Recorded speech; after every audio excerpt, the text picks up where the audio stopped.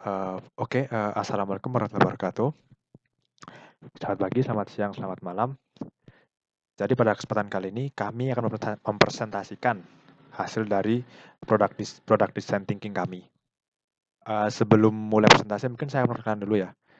Perkenalkan, nama saya Deli Serviam dengan NIM 1882.0440 dan ada Ahmad Yufli Anwari dengan NIM 18820458. Oke, mungkin saya langsung ke bawahnya. Line canvas.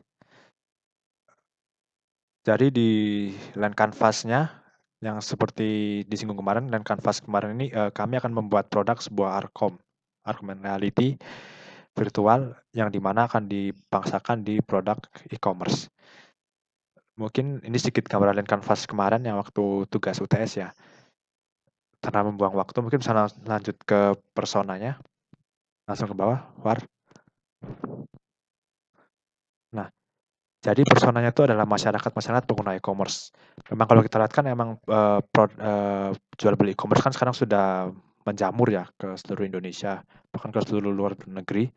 Jadi kami tidak bisa memastikannya. Ya mungkin lebih tepatnya emang sekarang seluruh masyarakat sekarang sudah beralih ke e-commerce ini karena emang lebih praktis dan efisien.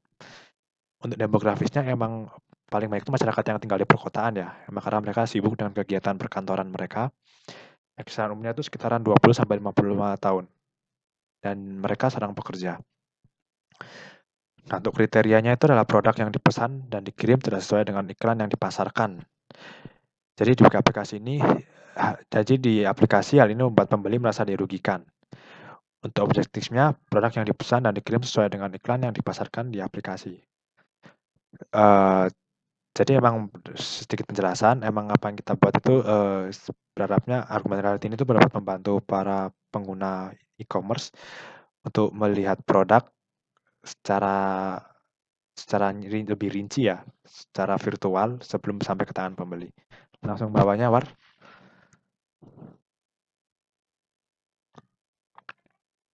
Terus bawa apa tadi? Nah, model kanvasnya. Nah, tadi seperti yang saya singgung sedikit, jadi untuk main goal-nya itu barang yang dipesan sesuai dengan apa yang diharapkan. Nah, di sini ada faktor-faktor trigger, action, investment, dan variable reward sebagai penunjang aplikasi tersebut. Nah, untuk triggernya itu dari segi internal para penggunanya, mereka itu berekspektasi pada barang yang akan datang.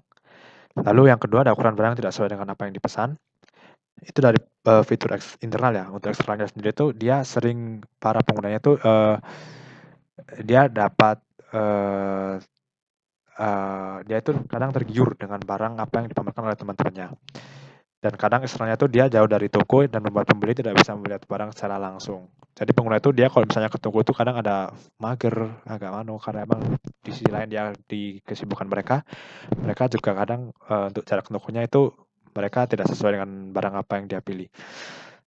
Nah, untuk action-nya itu para pembeli itu diharapkan dia ingin memilah-milah barang secara langsung dan pergi atau datang ke toko dan menghabiskan waktunya buat berbelanja atau melihat sebuah barang. Langsung ke investment-nya, War. Nah, untuk investment-nya sendiri itu waktu yang dihabiskan dalam perjalanan ke toko. Jadi memang seperti yang saya singgung tadi, perjalanan di tokonya itu membuat para penggunanya itu sebenarnya jadi lebih malas. Lalu uang yang dihabiskan untuk ongkir. Nah, ini juga menjadi salah satu kunci kalau penggunanya itu malas untuk mengeluarkan ongkir sebenarnya ya. Tapi ada variable reward-nya. Nah, variable reward-nya itu mereka mengharapkan barangnya itu sesuai apa yang diharapkan. Lalu tidak merasa kecewa dengan barang yang dibeli. Dan yang ketiga, penggunaan barang itu lebih diutamakan. Jadi kalau misalnya kan, maksudnya penggunaan barang itu lebih diutamakan itu seperti ini.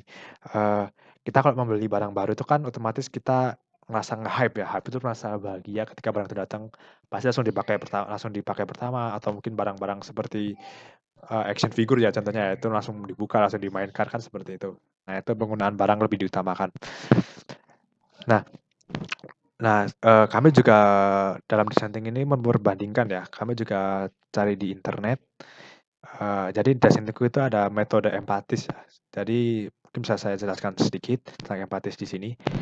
Jadi niat kami adalah memperbaiki layanan pada e-commerce untuk masyarakat. Itu kunci utamanya. Nah, menurut hipotesis kami itu pembeli merasa dikecewakan karena produk tidak sesuai dengan apa yang mereka beli. Lalu lanjut ke define. Nah, di define itu berdasarkan hipotesis di lapangan, pembeli pada e-commerce ingin mendapatkan gambaran produk secara nyata sebelum produk itu sampai ke tangan pembeli. Kami menuliskan hasil hipotesis kami, seperti membeli sepatu yang terlalu kebesaran saat membeli, padahal sudah memilih ukuran yang pas karena tidak bisa dicoba secara langsung saat memilih produk. Nah, Indiat itu maksudnya adalah solusinya. Untuk alternatif pertama itu, berbagai macam produk sudah terjual banyak, namun tidak semua produk yang sesuai ekspektasi saat barang sampai pada alamat pengiriman. Maupun itu dari warna, ukuran, dan bentuk, ukuran, dan bentuk. Pembeli membutuhkan simulasi gambaran 3D visual secara langsung sebelum dibeli. Yang alternatif kedua, transaksi jual beli sekarang sudah beralih ke dalam teknologi, contohnya melalui media smartphone. Tapi tidak semua smartphone bisa mengakses aplikasi tertentu, karena kurangnya kapasitas RAM dalam smartphone tersebut. Agak ke bawah sedikit, War. Halo, War. Nah, masyarakat mengharapkan sebuah aplikasi itu yang sebenarnya bisa dijangkau smartphone mereka. Jadi sebenarnya di hardware software itu juga mempengaruhi ya untuk kualitas argumen reality-nya. Kami mencoba untuk istilahnya memangkas lebih dalam lagi tentang RAM-nya ya, RAM HP agar bisa diakses memangkas sedikit kegunaan RAM aplikasinya agar bisa dipakai oleh seluruh masyarakat yang HP-nya agak sedikit sedikit kentang maksudnya ya. Oke, mungkin lanjut ke prototype produknya, langsung ke bawah, Far.